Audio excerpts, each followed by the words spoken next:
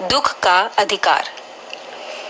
मनुष्यों की पोशाकें उन्हें विभिन्न श्रेणियों में बांट देती हैं। प्रायः पोशाक ही समाज में मनुष्य का अधिकार और उसका दर्जा निश्चित करती है। वह हमारे लिए अनेक बंद दरवाजे खोल देती है, परंतु कभी ऐसी भी परिस्थिति आ जाती है कि हम जरा नीचे झुककर समाज की निचली श्रेणियों की अनुभूति को समझना चाहते हैं। उस समय यह पोशाक ही बंधन और अड़चन बन जाती है। जैसे वायु की लहरें कटी हुई पतंग को सहसा भूमि पर नहीं गिर जाने देती, उसी प्रकार खास परिस्थितियों में हमारी पोशाक हमें झुक सकने से रोके रहती है। बाजार में फुटपाथ पर कुछ खरबूजे डलिया में और कुछ जमीन पर बिक्री के लिए रखे जान पड़ते थे। खरबूजों के समीप एक अधेड़ उम्र की औरत बैठी रो रही थी। खरबूजे बिक्री के लिए थे, परंतु उन्हें खरीदने के लिए कोई कैसे आगे बढ़ता। उन्हें बेचने वाली तो कपड़े से मुंह छिपाए और सिर को घुटनों पर रखे फफक फफक कर रो रही थी। पड़ोस की दुकानों के तख्तों पर बैठे या बाजार में खड़े लोग घृणा से उसी स्त्री के संबंध में बात कर रहे थे। उस स्त्री का रोना देखकर मन में एक व्यथा सी उठी, पर उसके रोने का कारण जानने का उपाय क्या था। फुटपाथ पर उसके समीप बैठ सकने में मेरी पोशाक ही व्यवधान बनकर खड़ी हो गई। एक आदमी ने घृणा से एक तरफ थूकते हुए कहा, क्या जमाना है, जवान लड़के को मरे पूरा दिन नहीं बीता और ये बेहया दुकान लगा के बैठी है।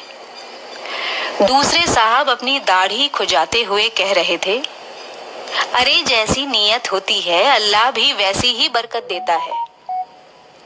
सामने के फुटपाथ पर खड़े एक आदमी ने दिया सलाई की तीली से कान खुजाते हुए कहा, अरे इन लोगों का क्या है, ये रोटी के टुकड़े पर जान देते हैं।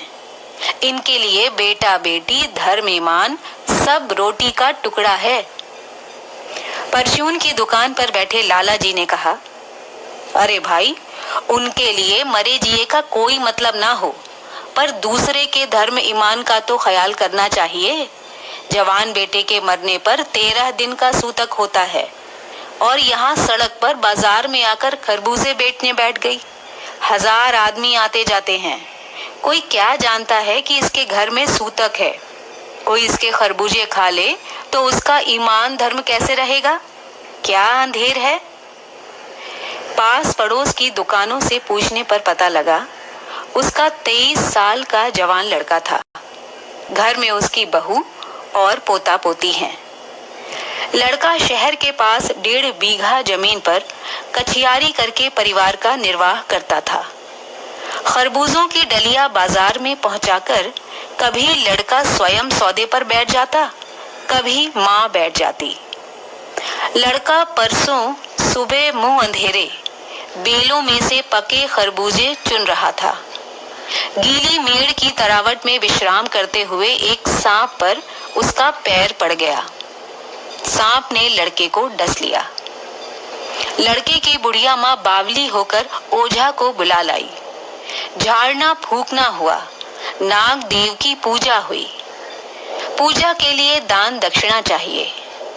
घर में जो कुछ आटा और अनाज था दान दक्षिणा में उठ गया।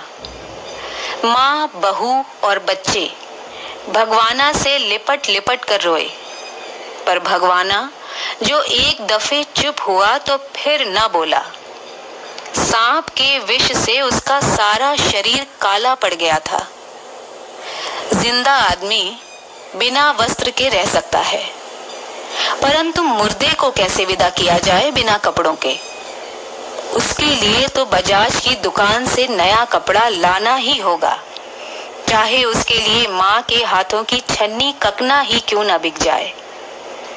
भगवाना परलोक चला गया।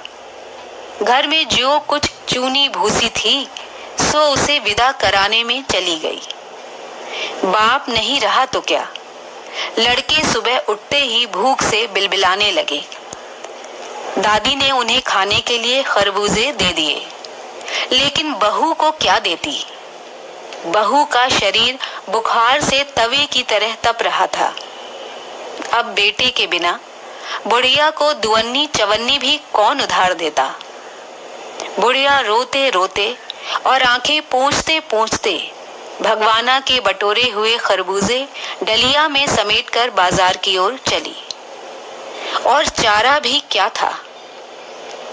बुढ़िया खरबूजे बेचने का साहस करके आई थी, परंतु सिर पर चादर लपेटे, सिर को घुटनों पर टिकाए हुए फफक फफक कर रो रही थी। कल जिसका बेटा चल बसा, आज वह बाजार में सौदा करने चली है।